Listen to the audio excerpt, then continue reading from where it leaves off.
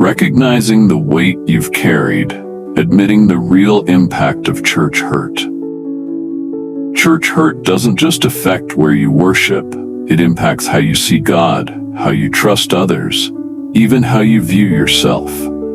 For some, that weight is quiet and hidden. You show up with a smile, you say I'm fine, but inside, there's a heaviness. Maybe it's replaying harsh words from someone in leadership. Maybe it's the silence of friends who didn't stand by you. Maybe it's feeling abandoned by the very people who taught you about grace. The first honest step in healing is naming the weight. Until you admit, yes, this has impacted me, you can't fully move forward. Psalm 34:18 says, "The Lord is close to the brokenhearted and saves those who are crushed in spirit." That includes church wounds. God sees it, God cares, and God invites you to bring that burden to Him. Here's how to begin recognizing the weight practically. Write down specific memories or situations that still feel heavy when you think about church. Pray honestly, saying, "Lord, I don't want to carry this anymore. Show me what I'm still holding on to." Share with a trusted person, mentor, counselor, friend. Speaking it out loud can be a breakthrough moment. Reflect on what has changed in your relationship with God or others because of this hurt. Give yourself permission to feel. Healing doesn't mean pretending you were never hurt. Let me share a story. My friend Rachel attended the same church for over a decade. When a leadership scandal broke out, her trust shattered. She stopped attending, stopped praying, but one evening, she sat with her journal and wrote, "God, I feel abandoned." That moment was the beginning of her healing. Admitting the weight isn't weakness, it's the doorway to real hope. Here's today's prayer. Lord, I bring you the weight I've been carrying. I don't want to pretend anymore. I name it before you today. Begin healing me in the places I've kept hidden. In Jesus' name, amen. If you're ready to admit the impact of church hurt honestly, comment below with, "Lord, I'm ready to begin healing." Stay with me as we move into the next part where we'll talk about trusting God as your ultimate healer. Even when people have failed you. Trusting God as your ultimate healer. Even when people have failed you. Once you've admitted the real weight of church hurt, the next essential step is shifting your trust. For many, trust has been tangled between God and people, especially spiritual leaders. When leaders fail, it can feel like God failed. But Scripture reminds us, God is not like people. Numbers 23:19 says, "God is not human, that he should lie, not a human being, that he should change his mind." Your healing depends on where you place your trust. People may have hurt you, but God is still your ultimate healer. Here's how to begin trusting God again practically. Reflect on God's character. Write down qualities of God that are unchanging: faithfulness, love, mercy. Read Scripture daily. Focus on passages about God's healing and restoration, like Psalm 147:3 and Isaiah 61:3. Pray specifically, "Lord, I choose to trust you again, even if it feels hard." Let go of false comparisons. Remind yourself, just because leaders fail doesn't mean God has. Stay consistent, even when feelings don't follow. Trust grows through steady steps. Let me share a story. My friend Marcus experienced deep church betrayal. But over time, through reading Psalms each morning and walking in prayer, he learned to separate people's failures from God's faithfulness. Today, Marcus says, "Leaders can fail me, friends can fail me, but God never has." Trusting God again isn't easy, but it's possible, and it's the foundation for real healing. Here's today's prayer. Lord, I choose to trust you today. Even when people have failed me, I believe you never will. Heal my heart, restore my hope, and teach me to lean on you fully. In Jesus' name, amen. If you're ready to trust God again today, comment below with, "Lord, I trust you as my healer." Stay with me as we move into the next part where we'll talk about releasing bitterness, letting God help you forgive and move forward. Releasing bitterness, letting God help you forgive and move forward. Once you've started trusting God again, the next step is learning to release bitterness. Church hurt often leaves not just sadness, but resentment. It's normal to feel angry or betrayed, but holding on to that bitterness only weighs you down further. Hebrews 12:15 warns, "See to it that no bitter root grows up to cause trouble and defile many." Forgiveness doesn't mean pretending it didn't happen. It means choosing freedom for yourself. It means letting God handle justice while you let go of carrying the offense. Here's how to begin releasing bitterness practically. Name what you're still holding on to. Be specific.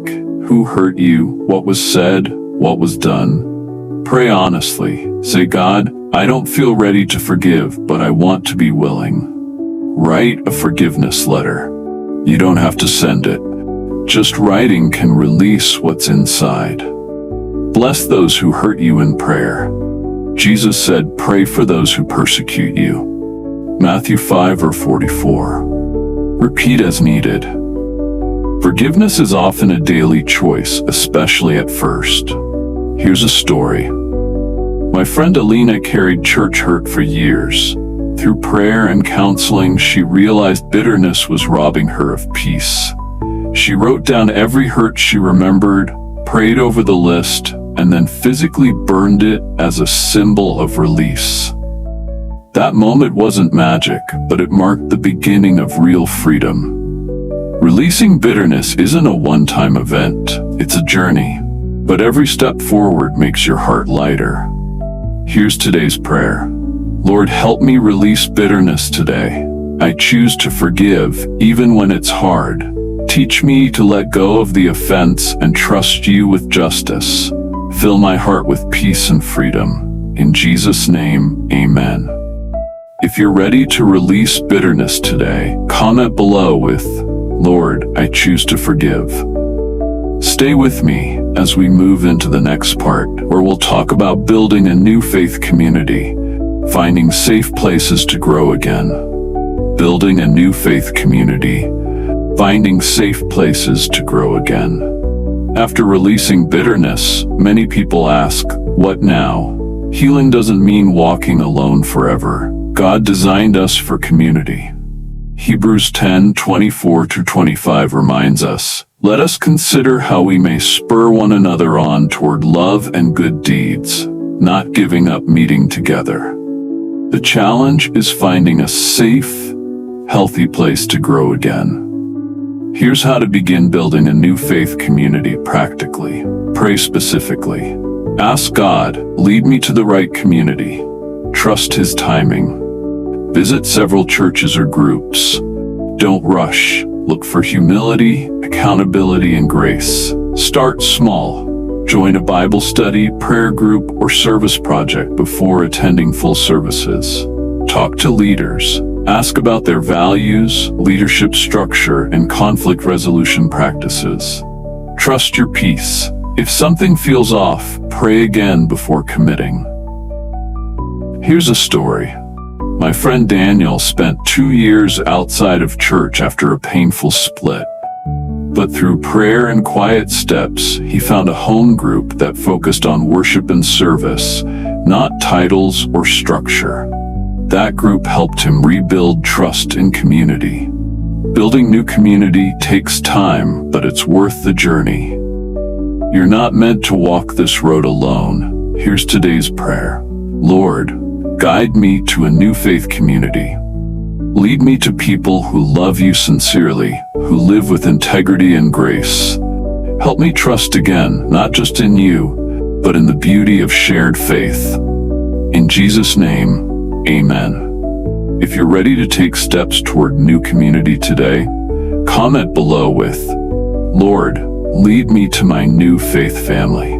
Stay with me as we move into the final part, where we'll talk about living fully restored, walking forward with hope, purpose, and freedom in Christ. Living fully restored, walking forward with hope, purpose, and freedom in Christ.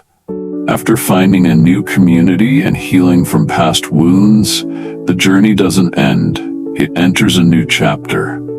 Living fully restored means walking daily with a heart free from bitterness, anchored in God's love, and open to His purpose for your life.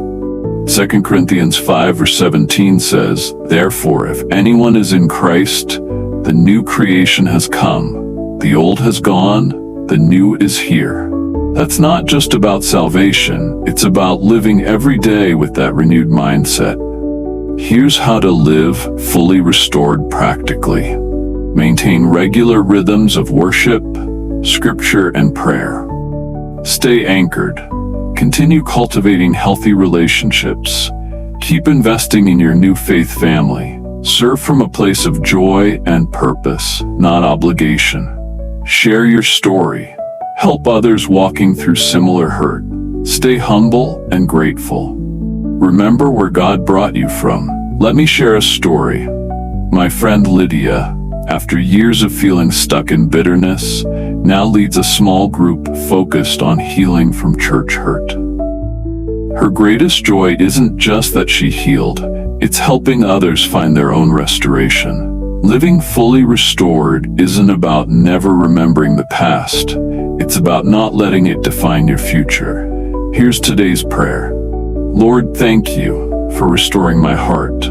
Help me walk forward each day with hope, purpose, and freedom in you. Let my life be a testimony of your grace and healing power. In Jesus' name, amen. If you're ready to live fully restored today, comment below with, "Lord, I'm walking in freedom." Thank you for joining me on this journey. If this series has blessed you, don't forget to share it with someone who needs encouragement today. God bless you as you move forward.